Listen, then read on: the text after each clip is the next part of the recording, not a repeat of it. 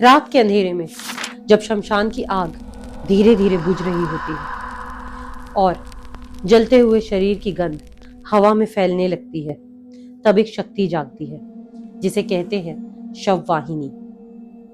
तंत्र में शव वाहिनी कोई आम आत्मा या शक्ति नहीं है। ये वो शक्ति है जो मृत्यु के बाद तक भी सक्रिय रहती है। कहते हैं शव वाहिनी शव को अपना वाहन बना लेती है। आज रहस्य लोक में हम इसी के रहस्य पर बात करेंगे, पर ध्यान रहे आज की वीडियो कमजोर दिल वालों के लिए बिल्कुल नहीं है। शव वाहिनी के नाम से ही इसका अर्थ समझ आता है, एक ऐसी शक्ति जो शव को अपना वाहन बना सकती है या फिर शव को अपना वाहन बनाकर चलाने वाली ऊर्जा। तंत्र के गहरे ग्रंथों में इसका नाम छुपा कर रखा गया है। जी हाँ, नाम जानबूझकर छुपा कर रखा गया है, क्योंकि कहते हैं ये आत्माओं और तंत्र का एक मिश्रण है। ये केवल शमशान में जागृत होती है। ये कोई एंटिटी नहीं है। शव वाहिनी एक अवस्था है, एक स्थिति है जहां पर एक शव किसी और शक्ति का वाहन बन जाता है। इसका संबंध तांत्रिक क्रियाओं, आत्मा की पीड़ा और अधूरी मृत्यु से है। आधी रात के समय, यानी रात 12 बजे के बाद, जब ना कोई इंसान होता है ना कोई आवाज, अगर कुछ होता है तो केवल शमशान में जलती हुई लकड़ी की आवाज और हवा में उड़ती हुई राख। ऐसे में तांत्रिक हाथ में एक खास रंग का कपड़ा लेकर, अपने साथ एक विशेष सामग्री लेकर और सबसे महत्वपूर्ण बात, एक मंत्र लेकर, मंत्र सिद्धि लेकर शमशान में प्रवेश करता है। कहते हैं तंत्र में शव साधना सबसे रहस्यमयी और सबसे खतरनाक साधना है। ये सिर्फ एक कहानी नहीं है। शव साधना ये वो साधना है जहां जीवित और मृत के बीच का भेद मिट जाता है।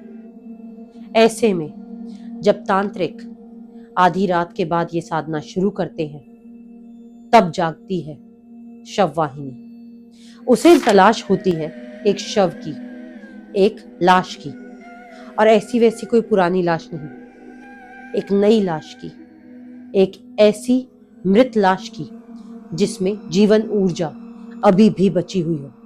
ये सब एक साथ मिलने के बाद जमीन पर बनाया जाता है एक सुरक्षा चक्र। ये सुरक्षा चक्र तांत्रिक की रक्षा के लिए नहीं, बल्कि उस चीज को बांध कर रखने के लिए है जो आने वाली है, जिसे वो तांत्रिक बुला रहा है। शव को रक्षा चक्र के बीच रखकर तांत्रिक खुद उसके ऊपर बैठ जाता है और तब मंत्र जाप शुरू करता है। धीरे धीरे हवा बदलने लगती है, चिता की अग्नि धीमी पड़ने लगती है और हवा में भारीपन आने लगता है। इसके बाद धीरे धीरे घुटन महसूस होने लगती है।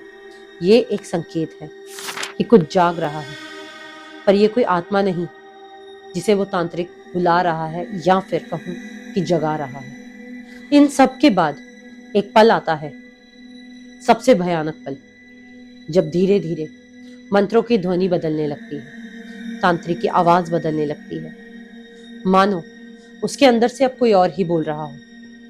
पर सबसे भयानक पल ये भी नहीं है। सबसे भयानक वो होता है जब उस शव की उंगली हिलने लगती है, धीरे धीरे गर्दन हिलने लगती है, और फिर सबसे भयावह जब उस शव की आंखें खुलती हैं, पर वो आंखें किसी इंसान की नहीं है, या तो पूरी सफेद या पूरी तरह खाली, सीधे तांत्रिक के अंदर झांकती हुई। अब उस शव में एक अलग शक्ति है जिसका नाम है शव वाहिनी। अब वो शव केवल एक शरीर नहीं रहता, वो बन चुका होता है किसी और चीज का वाहन। शुरू शुरू में उसकी हरकतें अजीब रहती हैं, मानो कोई बच्चा चलना सीख रहा हो या फिर कोई अंदर से उसे कंट्रोल कर रहा हो। यहां पर सिर्फ एक गलती और सब कुछ खत्म। अगर गलती से भी तांत्रिक का ध्यान टूटा, गलती से भी उसकी आंखें खुली, या फिर पल भर को भी मंत्र जाप टूटा, तो वो शक्ति शव से निकलकर तांत्रिक में प्रवेश कर जाती है। इस क्रिया में एक प्रकार का लेन देन, एक एक्सचेंज होता है। शव को मिलती है गति और तांत्रिक अपना जीवन खोने लगता है। धीरे धीरे तांत्रिक का शरीर ठंडा पड़ने लगता है, उसकी सांसें भारी होने लगती हैं और धीरे धीरे उसकी आंखों में वही खालीपन आ जाता है जो अभी उस शव में था। इस क्रिया में कोई एंटिटी नहीं जागती, पूरी शक्ति जागती है। सिर्फ एक शव नहीं चलता, उसे चलाने वाली शक्ति जन्म लेती है, जिसका नाम है शव वाहिनी, जो अब एक शरीर या फिर एक शव तक सीमित नहीं रहती। वो शमशान, वो क्षेत्र उसका हो जाता है। याद रहे कि हर शव में शव वाहिनी नहीं होती, पर जहां शव वाहिनी होती है वहां हर शव जिंदा हो सकता है। अगर शमशान की हर कहानी सच नहीं होती तो हर कहानी झूठ भी नहीं होती। कहते हैं शमशान वाहिनी कभी सीधे प्रकट नहीं होती, आने से पहले वो अपने आने का एहसास दिलाती है, कुछ संकेत देती है, कभी सपनों के माध्यम से तो कभी असामान्य घटनाओं के।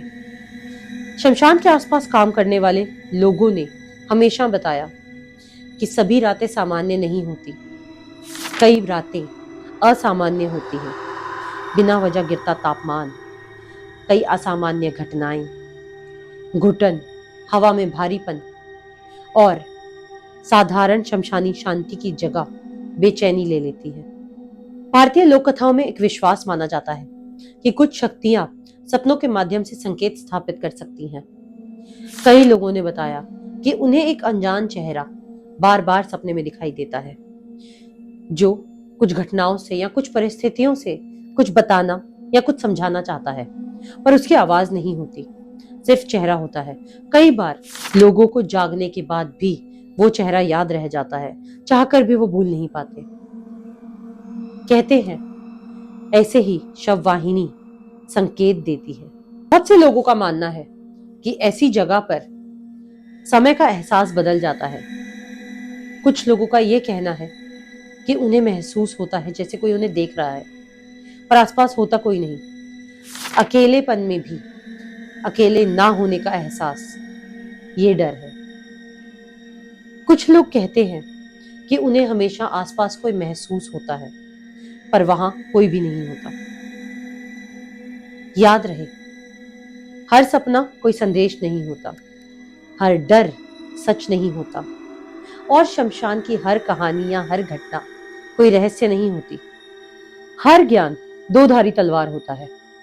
जहां एक धारा उपचार की ओर ले जा सकती है तो वहीं दूसरी विनाश की ओर लेकर जा सकती है।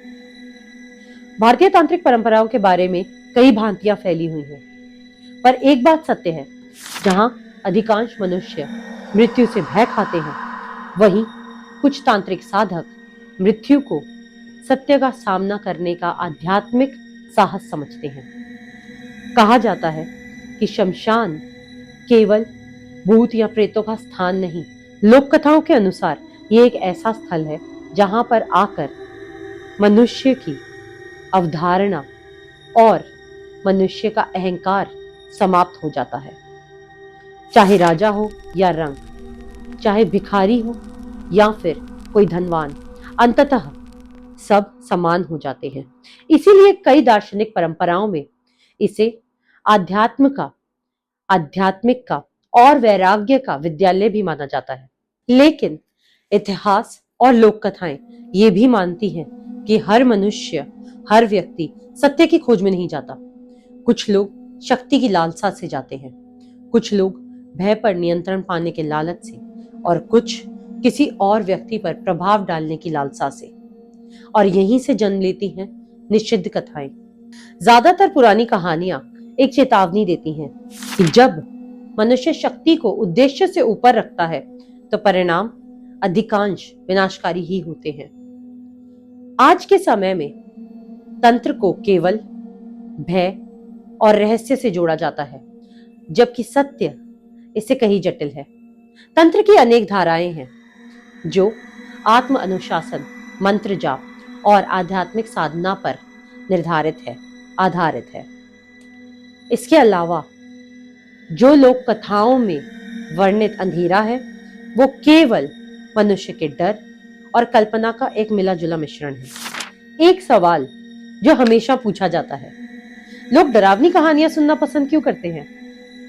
खैर, जहां तक मैंने समझा है, इंसान उस चीज को हमेशा से जानने की लालसा रखता है, उस सवाल को पूछने की लालसा रखता है जिसका जवाब उसके पास नहीं है।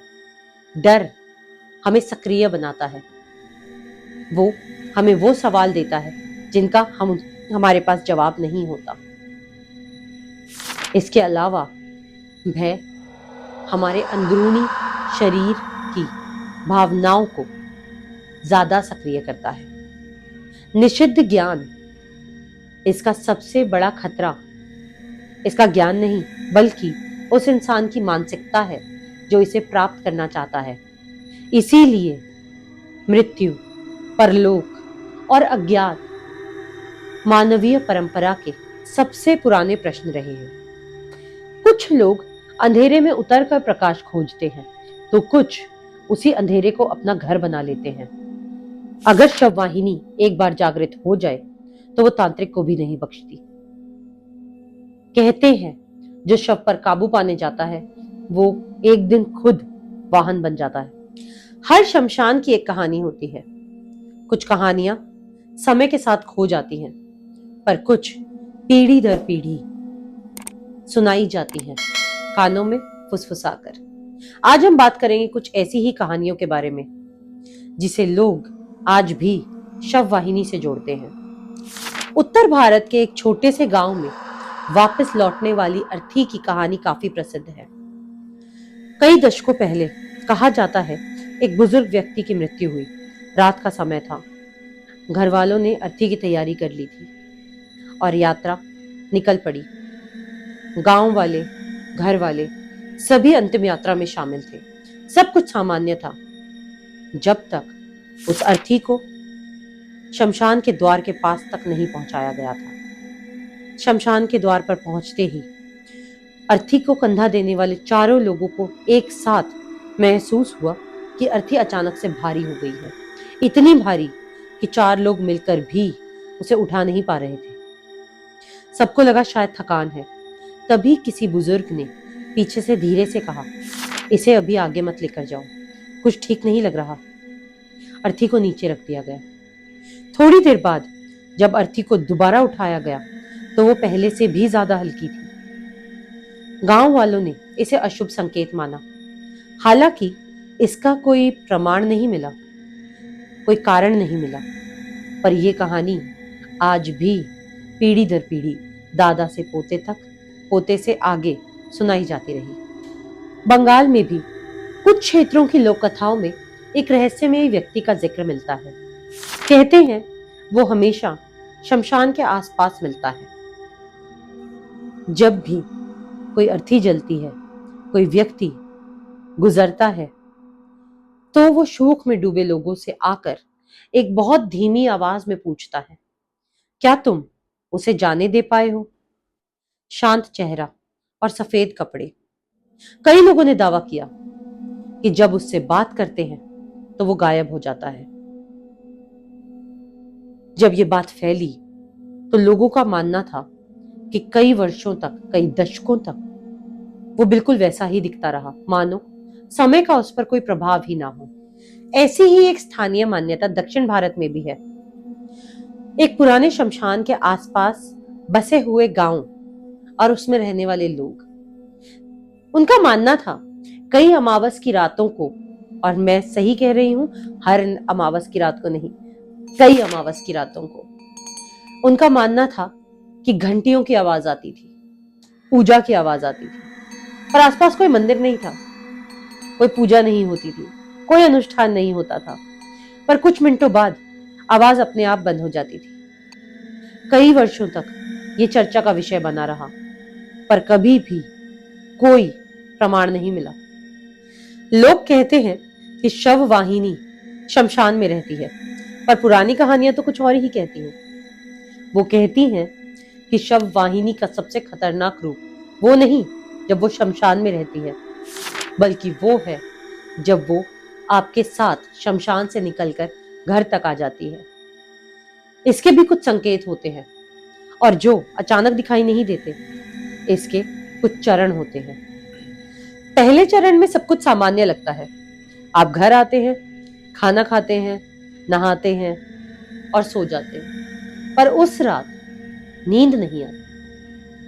ऐसा लगता है किसी कोने में कोई बैठा आपको देख रहा है, जबकि होता कोई नहीं। दूसरे चरण में शव वाहिनी प्रतिबिंब से खेलती है, आईनों से खेलना शुरू करती है। आपको अपना ही प्रतिबिंब 2 सेकंड की देरी से चलता महसूस होता है। आप आंखें साफ करते हैं और सब कुछ सामान्य हो जाता है। आपको लगता है सब कुछ वहम था, पर उसी रात आईने के सामने से निकलते हुए आपको कोई मुस्कुराता महसूस होता है। तीसरे चरण में सुनाई देती है आवाज, पर शववाहिनी कभी चिल्लाती नहीं, जोर से नहीं बोलती, वो फुसफुसाती है। पहले पहले सुनाई देगा, पीछे देखो। आप पीछे देखेंगे और कोई नहीं होगा।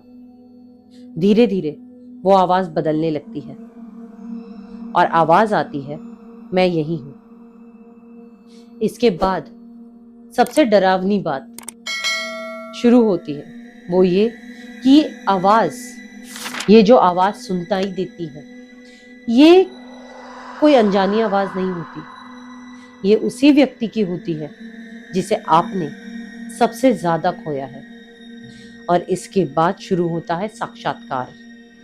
अगले चरण में आप जाग रहे होते हैं, लेकिन शरीर हिल नहीं पाता। कमरे का हर कोना दिखाई दे रहा होता है। आपको बिस्तर के कोने पर कोई खड़ा हुआ दिखाई देता है। ना कोई आकार, ना कोई शक्ल, सिर्फ एक साया। वो धीरे धीरे आपकी ओर झुकता है। आप चिल्लाना चाहते हैं पर आवाज नहीं निकलती। आप किसी को बुलाना चाहते हैं पर आप हिल नहीं सकते।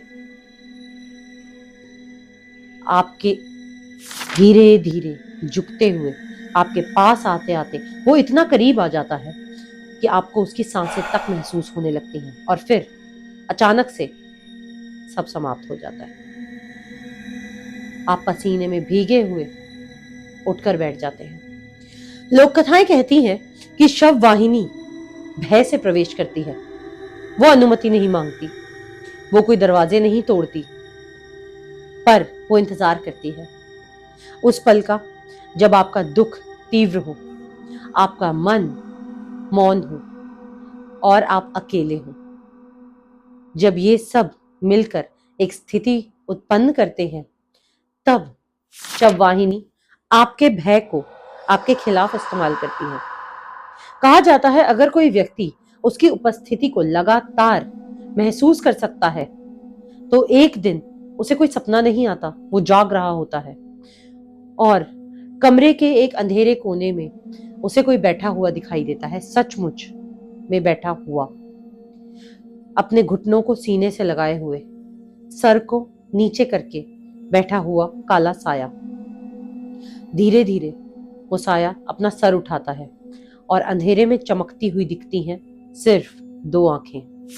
वो 2 अंधेरे में चमकती हुई आंखें जो मुस्कुराती नहीं, वो सिर्फ आपको देखती है और पूछती है एक सवाल, क्या तुम मुझसे डरते हो?